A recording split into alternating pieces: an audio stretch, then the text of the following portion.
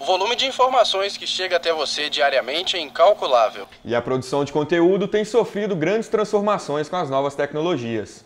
Nesta edição do Eureka, nós vamos falar de tecnologia e do surgimento das mídias alternativas.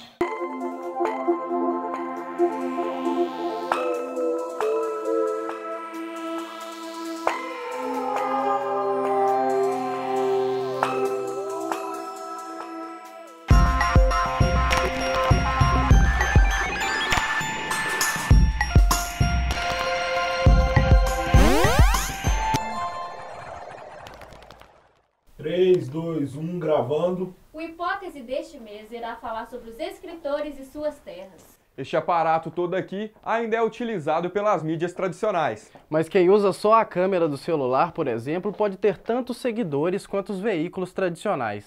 Pensar sobre os avanços da tecnologia também é refletir sobre as diversas narrativas. Se você prestou bem atenção, viu que o Eureka invadiu o programa Hipótese, também da PUC TV. Esse atravessamento de veículos e mídias se destaca entre as narrativas modernas. Mas vamos ao que interessa, conheça os nossos convidados. Eu sou a Aline Frazão, faço parte dos Jornalistas Livres. Eu sou o Thales Lopes, sou do coletivo Fora do Eixo e estou na Mídia Ninja desde o início dela, em fevereiro de 2013. Meu nome é Charlie Vieira Moreira, eu sou coordenador de futebol internacional na Valve Brasil. O principal instrumento de trabalho é o celular. Aqui em Belo Horizonte, o núcleo dos jornalistas livres que a gente tem aqui, a gente não tem nenhum equipamento. Então, cada um usa o seu equipamento, né? Usa o que tem. Então, os fotógrafos usam as suas câmeras, mas eu que sou, por exemplo, do texto e costumo fazer uns vídeos curtos, assim, foto eu não arrisco, não. Aí eu uso o meu celular e aí quebra um galho, assim. A gente tem alguns aplicativos para edição de vídeo, que dá pra gente colocar a logomarca, assim, dos jornalistas livres antes de soltar para as redes. E até o foninho do celular a gente usa como microfone, o que tem funcionado muito. Então é bem interessante assim, o uso do celular. A Mídia Ninja ela é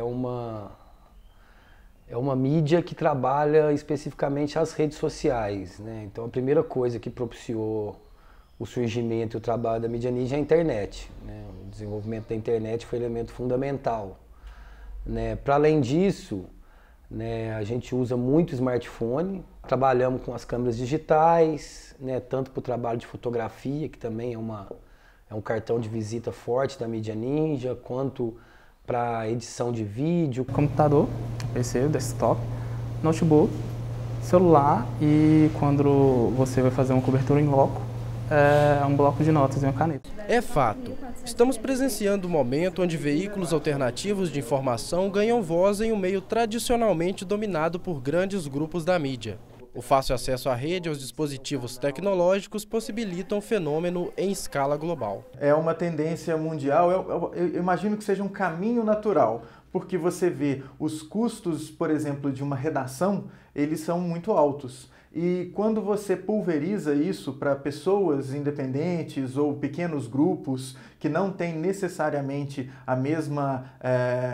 o mesmo objetivo de lucro como é o de um veículo, você tem uma possibilidade ou um aumento de possibilidade de atuação profissional. Então isso acontece globalmente, né? É um jornalismo, não deixa de ser jornalismo porque não está sendo impresso num papel ou porque não está com a chancela de uma empresa de comunicação estabelecida. Não deixa de ser jornalismo por causa disso. É jornalismo desde que conte uma história e que siga as regras que você estudou, né?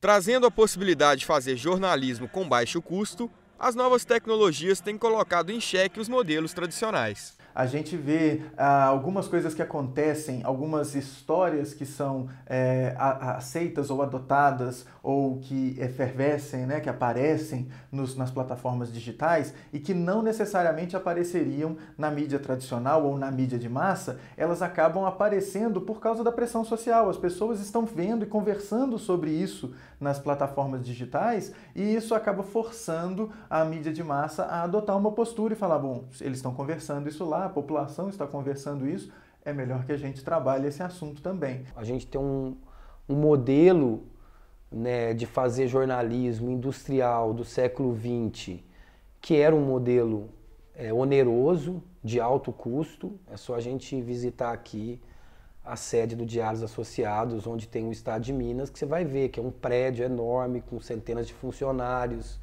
né, uma demanda de circulação do material impresso, de rodagem, distribuição. A gente está falando de uma grande estrutura e a gente está falando depois da internet da possibilidade de se apropriar de certas tecnologias para construir narrativas. Né, eu acho que o baixo custo, né, é mais um contexto. Você tem um momento onde você tem a possibilidade de construir narrativas com baixo custo. Hoje em dia as pessoas estão cada vez assistindo menos TV, né? E estão muito nas redes sociais. Mas eu acredito que, não sei, ainda tem uma parcela muito grande que ainda assiste a Rede Globo, que ainda não tem acesso à internet. E o nosso meio mais forte é a internet, né? Aliás, o nosso único meio é a internet. O jornalismo online tem características específicas que vêm se consolidando ao longo dos anos, especialmente pelo avanço tecnológico, que ocorre de forma contínua e progressiva. Esse progresso viabiliza a utilização da internet para a divulgação de informações jornalísticas. O site da agência pública reúne ampla variedade de coletivos de jornalismo independente.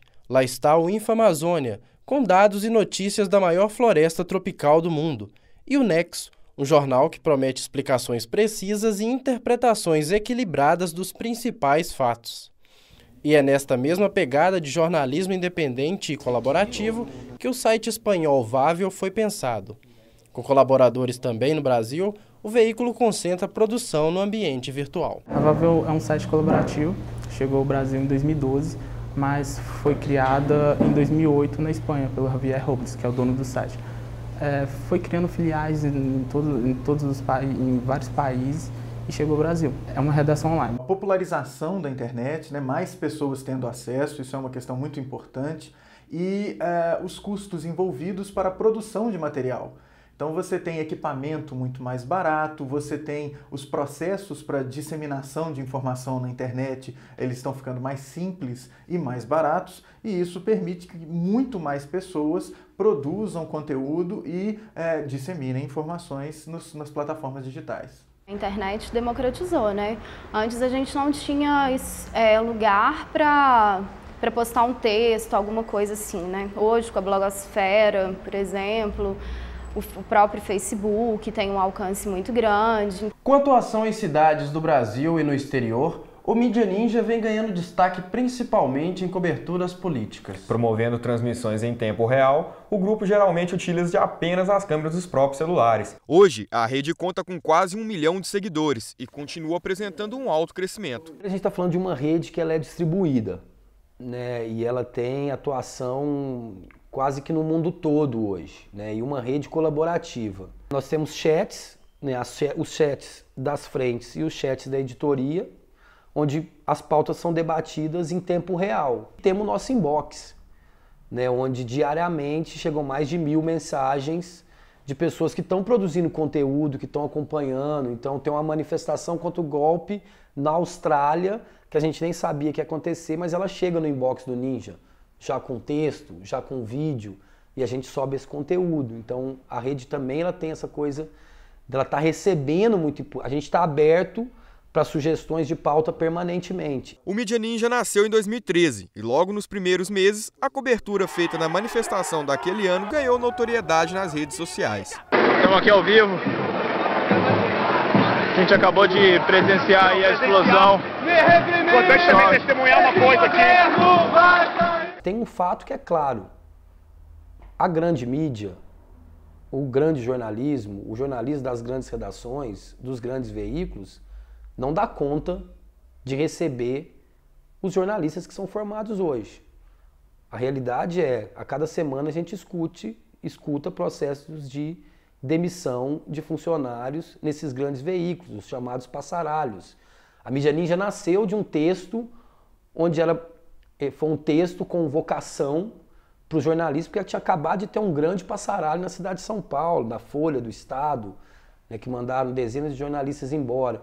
Então acho que a mídia independente não é que ela é uma possibilidade, ela é uma das, talvez, alternativas para quem quer fazer jornalismo.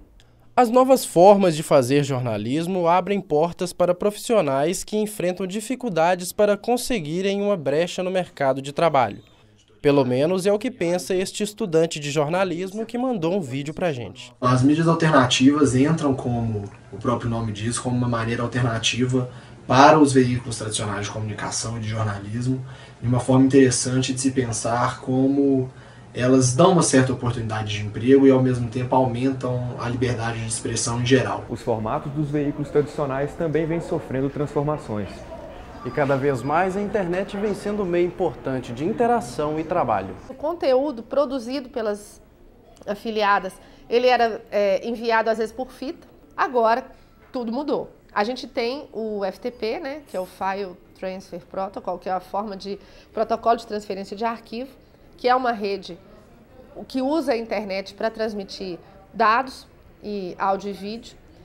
A vantagem do FTP é que a gente tem um controle maior, porque ele tem porta, ele tem senha, ele tem usuário e a gente compartilha esses dados com as nossas afiliadas. O que precisa ter sempre é uma ponderação e uma tranquilidade em enxergar essas novas tecnologias, porque se a gente ficar muito presa nas redes sociais, a gente acaba perdendo boas matérias, já que a gente no jornalismo depende muito daquele olhar lá de fora.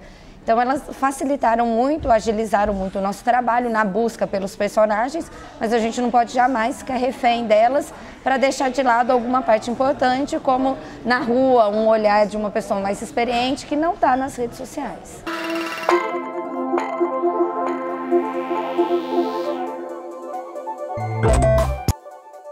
Falando em tecnologias, dá só uma olhada nessas imagens feitas por câmeras frontais e drones.